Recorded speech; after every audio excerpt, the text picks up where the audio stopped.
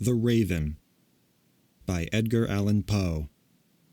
Narrated by Walz. Once upon a midnight dreary, while I pondered, weak and weary, over many a quaint and curious volume of forgotten lore, while I nodded nearly napping, suddenly there came a tapping, as of someone gently rapping at my chamber door. "'Tis some visitor," I muttered, "tapping at my chamber door. Only this, and nothing more." Ah, distinctly I remember, it was in the bleak December, and each separate dying ember wrought its ghost upon the floor. Eagerly I wished the morrow, vainly I had sought to borrow from my book's surcease of sorrow, sorrow for the lost Lenore, for the rare and radiant maiden whom the angels named Lenore, nameless here forevermore. And the silken, sad, uncertain rustling of each purple curtain thrilled me, filled me with fantastic terrors never felt before, so that now, to still the beating of my heart, I stood repeating, "'Tis some visitor entreating entrance at my chamber door, some late visitor entreating entrance at my chamber door. This it is, and nothing more." Presently my soul grew stronger, hesitating then no longer. "Sir," said I, "or madam, truly your forgiveness I implore. But the fact is I was napping, and so gently you came rapping, and so faintly you came tapping at my chamber door, that I scarce was sure I heard you." Here I opened wide the door. Darkness there, and nothing more. Deep into that darkness peering, long I stood there, wondering, fearing, doubting, dreaming dreams no mortals ever dared to dream before.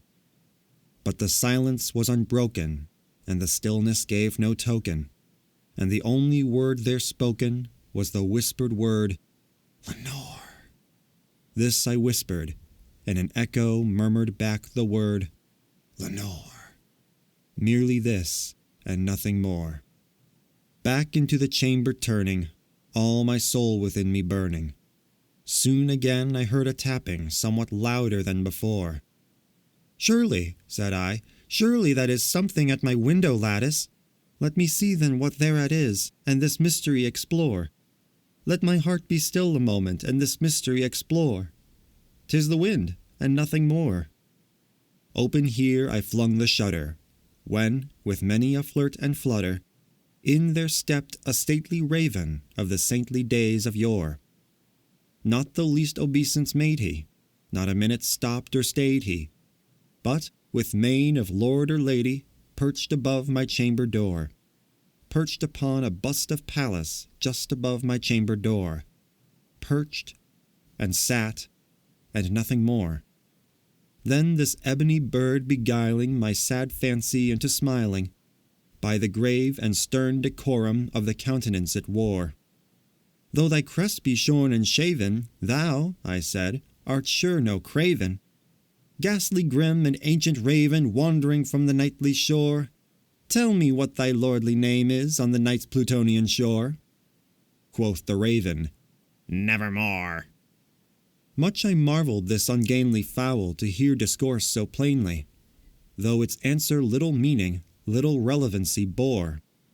For we cannot help agreeing that no living human being ever yet was blessed with seeing bird above his chamber door, bird or beast upon the sculptured bust above his chamber door, with such name as Nevermore.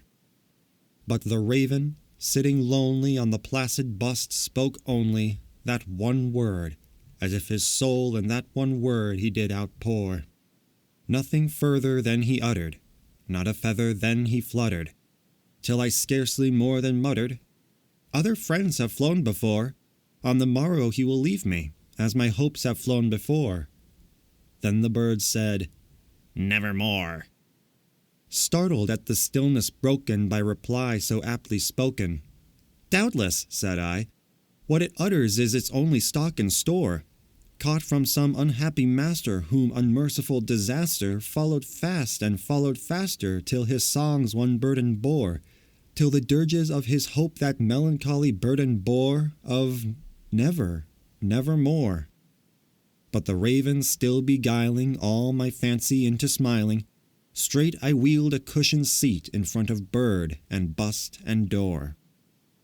Then upon the velvet sinking, I betook myself to linking fancy unto fancy, thinking what this ominous bird of yore, what this grim, ungainly, ghastly, gaunt, and ominous bird of yore meant in croaking nevermore. This I sat engaged in guessing, but no syllable expressing, to the fowl whose fiery eyes now burned into my bosom's core. This and more I sat divining, with my head at ease reclining, on the cushion's velvet lining that the lamplight gloated o'er, but whose velvet violet lining with the lamplight gloating o'er, she shall press, nevermore. Then methought the air grew denser, perfumed from an unseen censer, swung by seraphim whose footfalls tinkled on the tufted floor. "Wretch," I cried, "thy God hath lent thee, by these angels that hath sent thee, respite and nepenthe from thy memories of Lenore. Quaff, quaff this kind nepenthe, and forget this lost Lenore." Quoth the raven, "Nevermore."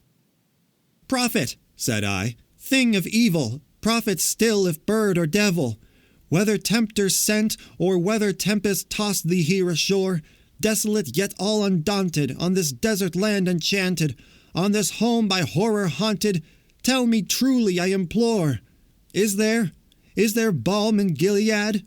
Tell me, I implore." Quoth the raven, "Nevermore." "Prophet," said I, "thing of evil, prophet still if bird or devil, by that heaven that bends above us, by that God we both adore, tell this soul with sorrow laden if, within the distant Aidenn, it shall clasp a sainted maiden whom the angels name Lenore, clasp a rare and radiant maiden whom the angels name Lenore." Quoth the raven, "Nevermore." "Be that word our sign in parting, bird or fiend," I shrieked, upstarting. "Get thee back into the tempest and the night's Plutonian shore. Leave no black plume as a token of that lie thy soul hath spoken. Leave my loneliness unbroken. Quit the bust above my door. Take thy beak from out my heart, and take thy form from off my door." Quoth the raven, "Nevermore." And the raven, never flitting, still is sitting on the pallid bust of Pallas just above my chamber door, and his eyes have all the seeming of a demon's that is dreaming, and the lamplight o'er him streaming throws his shadow on the floor, and my soul from out that shadow that lies floating on the floor shall be lifted nevermore.